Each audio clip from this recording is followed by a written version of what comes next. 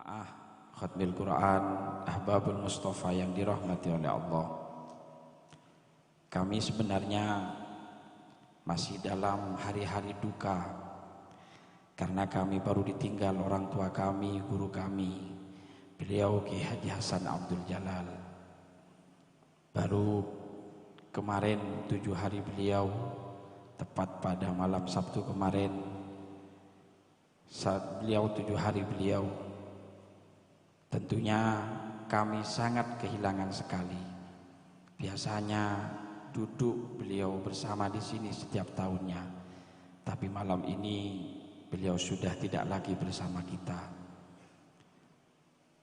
Tapi tentunya kita berduka itu pasti, kehilangan itu pasti. Tapi kalau kita selalu larut dalam kesedihan, kita hanya akan merasa kehilangan terus-menerus. Saatnya kami untuk bangkit, untuk meneruskan perjuangan beliau. Makanya kami memohon doa kepada para habaib, para kiai. Untuk kami, keluarga besar Pondok Pesantren Nurul Qodim, ada kakak-kakak kami, ada Ki Haji Samsuddin Nur, ada Ki Haji Abdul Hadi Nur, ada Ki Haji Abdullah Hasan, dan semua kakak-kakak kami, mohon doanya, mudah-mudahan kami terus masih tetap istiqomah ila yaumil qiyamah untuk terus memperjuangkan agama Allah, untuk terus memperjuangkan sunnah-sunnah Rasulullah SAW. Karena saya teringat dawuh dari abah kami, beliau Ki Haji Nuruddin Musiri, dan juga beliau Ki Haji Hasan Abdul Jalal, sering beliau dawuh kepada kita, pondok ini jangan sampai berubah dari salaf. Pondok ini tetap harus salaf dan harus mengikuti para salaf. Kalau sampai pondok ini berubah, nanti saya tuntut kamu semua di akhirat, katanya. Makanya kami sekuat tenaga untuk mempertahankan apa yang telah beliau ajarkan kepada kami, dan mohon doanya kepada semuanya. Mudah-mudahan pesantren ini tetap istiqomah menjalankan apa yang telah diajarkan oleh guru-guru kita kepada kami semuanya. Kalau kita berbicara beliau Ki Haji Nuruddin Musiri, beliau ini ahlul Quran. Kalau Ramadan seperti ini, beliau subhanallah satu kali ini satu hari beliau satu hataman. Bahkan satu hari biasanya lebih 10 juz, hatam lebih 10 juz. Beliau biasanya mulai dari Sya'ban. Dari Sya'ban sampai nanti ketika akhir Ramadan biasanya beliau hatam Quran 41 kali. Saya sempat tanya sama abah, beliau gimana bah caranya kalau hatamkan Quran seperti itu? Jadi kata beliau, saya itu biasanya pagi sampai zuhur 10 juz, zuhur sampai asar 10 juz, terus maghrib sampai jam 12 10 juz, jam 12 sampai subuh 10 juz lagi. Istiqomah seperti itu. Dan beliau setiap tempat ada Quran beliau kalau Ramadan. Di kamarnya ada Quran, di ruang tamu ada Quran, di bangunan biasanya beliau ngontrol bangunan, ada kursi ada Quran, di masjid ada Quran, di mihrab ada Quran, di tempat istirahat beliau di masjid ada Quran. Jadi beliau bosan pindah terus seperti itu, dengan sibuk dengan Al-Quran. Sampai saya tanya sama beliau, panjenengan bame betek maca Quran. Saya tanya, panjenengan kata Pak, kok begitu semangat baca Al-Quran? Kata beliau apa? Saya ini niat baca Quran seperti ini bukan untuk saya, tapi saya niati untuk santri-santri saya, alumni-alumni saya. Allahumma shalli ala Muhammad. Saya sampai nyeletuk, bah, anakan boleh bah. Saya sampai bilang ini, bah, putrana boleh, anaknya lagi bah. Kata apa? Wah iya, nama so TV lagi aja lah. Dia bilang beliau. Yang beliau pikirkan dulu apa? Santri-santrinya. Dia bilang beliau apa? Saya susah, jongkok susah. Dia santri tak kok tak oleh ilmu manfaat. Alumni tak kok tak oleh ilmu manfaat. Dawuhnya beliau. Beliau setiap hari seperti itu, niat nyirakati untuk santri-santrinya baca Al-Quran. Allahumma shalli ala Muhammad. Kalau kita berbicara lagi guru kita, Kiai Haji Hasan Abdul Jalal, mungkin orang banyak tidak tahu, beliau ini hafid Quran. Beliau ini hafal Al-Quran. Beda dengan menantunya. Nyaman pun si hafid. Tapi hebatnya saya lahir 7 hari langsung hafid saya. Allahumma shalli ala Muhammad. Beliau ini hafid Quran. Beliau hafal Al-Quran. Dan beliau menghafalkan Al-Quran di Jogja. Guru beliau bukan orang sembarangan, Kiai Ali Maksum. Kiai Ali Maksum ini putra Kiai Munawwir. Kiai Munawwir ini adalah ikon Al-Quran di Indonesia. Karena dari Kiai Munawwir beliau punya murid namanya Ki Arwani Kudus. Lah dari Ki Arwani ini menyebarlah hafid dan semuanya. Bahkan sanad Al-Quran salah satu yang kuat ini adalah dari Mbah Munawwir. Terus juga dari di Sampang. Ini adalah pionir-pionir Al-Quran di Indonesia. Guru beliau bukan orang sembarangan. Beliau ngaji langsung sama Ki Ali Maksum. Ki Ali Maksum putra dari Ki Nawir Krapyak Jogja. Dan beliau hatam di sana. Saking senangnya Ki Ali Maksum ini sama Kiai Jalal ini sampai beliau ini di privat setiap hari berdua. Mungkin Kiai Ali Maksum itu senang sama beliau karena beliau akhlak orangnya, lembut orangnya. Dan sering sama Kiai Ali Maksum ini Kiai Jalal diajak nyupir. Jadi haddamnya beliau. Sampai pernah ada cerita. Ini saya bercerita seperti ini, dzikrus sholihin takzilur rahmah insyaallah. Mengenang beliau yang baru pergi meninggalkan kita. Bukan ingin mengunggul-unggulkan beliau, enggak. Ini hanya sebagai sebuah pelajaran dan mudah-mudahan ini merupakan semangat buat kita semuanya. Beliau jadi haddam, khodim. Ketika jadi khodim itu sering diajak kiai kemana-mana sambil menghafalkan Quran. Beliau matur kepada Mbah Kiai Haji Hashim Mino, namanya Kiai Mino, sebenarnya namanya Aminullah. Keng reng Madura atau Kang Bengobe, Aminullah dari Mino. Kan sini ke Abdullah, Abdullah, tepes mah. Mau masuk orang Madura nih, sering tak nyaman. Rosi, Rasi, itu masih. Ini beliau ini matur sama abahnya, bah. Abdina sering diajak kiai gak dinto. Saya sering diajak kiai, bah, sering ngadam kepada beliau. Ketika dawuh seperti itu kepada abahnya Kiai Mino itu diam sejenak. Lalu kata beliau apa? Berat jong. Tikal bi boleh tu doa kina tikah mantir sabar tiga. Orang ontong ni kan jong semak bi kiai, keng orang palang semak bi kiai jong. Dawuhnya beliau. Ketika Kiai Mino dimintai pendapat kata beliau apa? Berat. Nah, kamu itu ngadam sama kiai berat. Tapi ya sudah, bismillah. Saya bantu doa, mudah-mudahan kamu sabar. Karena apa? Karena orang beruntung itu dekat sama kiai, tapi orang celaka dekat sama kiai. Artinya apa? Kalau tidak hati-hati kedekatan kita dengan kiai, kita bisa su'ul azab, kita bisa kenintolana di budin bahbi kiai. Hanya dapat beberapa waktu terus berjalan, beliau tetap kemana-mana ngabdi sama kiai.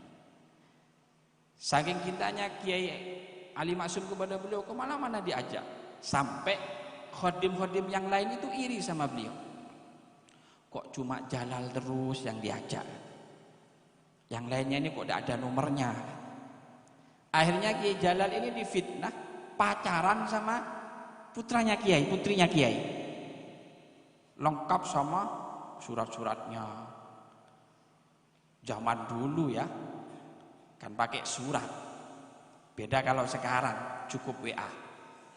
Malam bersenandung mengharap datangnya purnama. Riuh rendah binatang malam memecah suasana. Namun ku tetap terpaku kala bayangmu menggoda. Serasa dalam mimpi kini ku terjaga. Ya, meriah ya yang meneret. Allahumma shalli ala Muhammad. Waktu itu bagaimana? Akhirnya beliau ini difitnah, katanya apa? Pacaran sama bunyai, sama putrinya Kiai Kiai Jalal itu disidang di Kamanan, ditakzir. Hanya Kiai Jalal itu dipulangkan. Ketika mau pulang itu sowan kepada Kiai, bilang sama Kiai, Kiai, kalau benar saya ini salah, saya melakukan hal yang seperti itu, doakan Kiai, mudah-mudahan ilmu saya tidak manfaat, saya gak jadi orang di rumah. Oleh tolan panjenengan abdin Kiai. Napa bahasa tola pun bahasa Indonesia? Tula. Ya, sering bahasa Indonesia, sering Probolinggo suruh bahasa. Apa krepo Pak? Jangan begituan kamu. Kamu, geng. Allahumma sholli ala Muhammad. Sallallahu Nabi Muhammad. Akhirnya apa? Beliau pulang, wakilah katanya, beliau cerita sendiri sama saya. Jalan kaki katanya. Ya frustasi sudah, bayangkan sudah mondok dari Sarang. Setelah Sarang pindah di Lirboyo 10 tahun. Terus ngafalkan Quran di Jogja. Terus kejadiannya seperti itu. Akhirnya beliau angen-angen dauhnya abah dulu. Abahnya dulu Kiai Mino. Berek congat tuh. Keng itu akin tiga tersabar. Pulang ke sini, nyampe di sini jam 3 malam. Beliau di pintu gerbang di sini katanya bingung. Kiai Mino ini kalau malam tidak pernah tidur. Beliau pasti jam 12 ada di masjid. Ini masjid sebelah ini masjid pertama. Biasanya di cagak yang tengah itu atau yang di sebelah ini. Sampai subuh. Sampai subuh. Kalau ngantuk mandi biasanya. Mandi ini kan jepon kadang 5 kali, 7 kali semalam. Kan pada di bawah ini. Mohon mandi dak takut dibeles bahaya.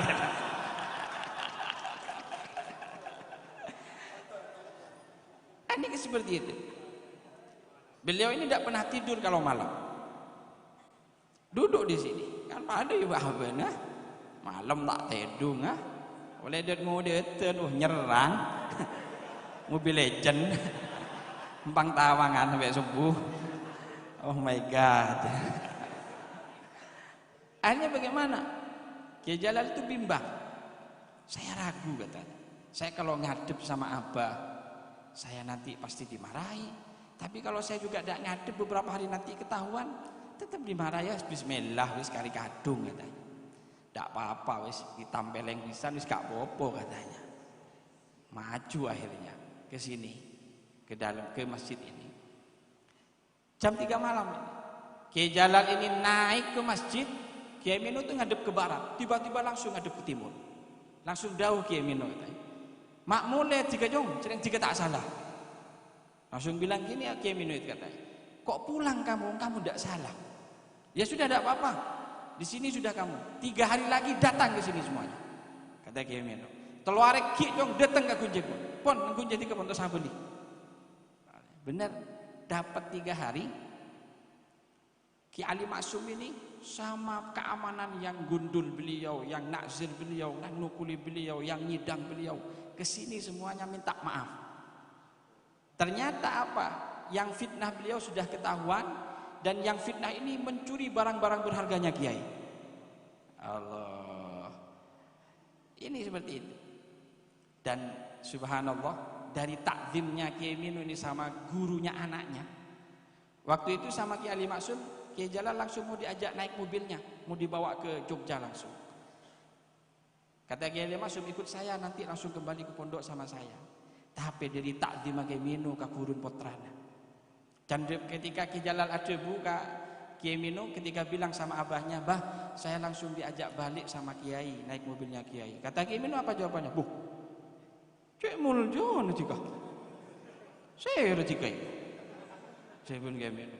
Canggulan jom. Mati ke numpak motor Kiai.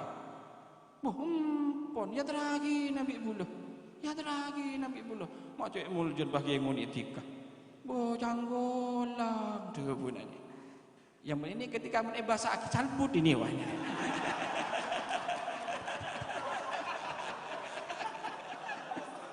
Allahumma sholli ala Muhammad. Memang betul. Kiai Mino ini sama guru putra-putranya luar biasa sekali. Waktu putra-putra beliau di Lirboyo, Ki Haji Hasan Fauzi di Lirboyo, Ki Haji Hasan Abdul Jalal di Lirboyo, setiap paling lama 15 hari, yang sering 10 hari. 10 hari pasti ke Lirboyo. Sampai Kiai Jalal ini jauh sama beliau, sama Kiai Mino ini. Bah, ajunan pun sepuh. Ajunan sudah sepuh, bah. Jangan sering-sering ke sini. Sampean kalau cuma ngirim saya, sampean nyuruh santri saja. Kalau mau ke sini jenengan 2 bulan, 1 bulan atau 3 bulan, jenengan sudah sepuh, kasihan nyuruh santri kan enak. Jawabannya Kiai Mino apa, Bu? Saya harus ngirim tiket. Kata Kiai Mino apa? Siapa yang mau ngirim kamu? Enggak. Saya enggak mau jenguk kamu. Saya mau niat suan sama Kiai.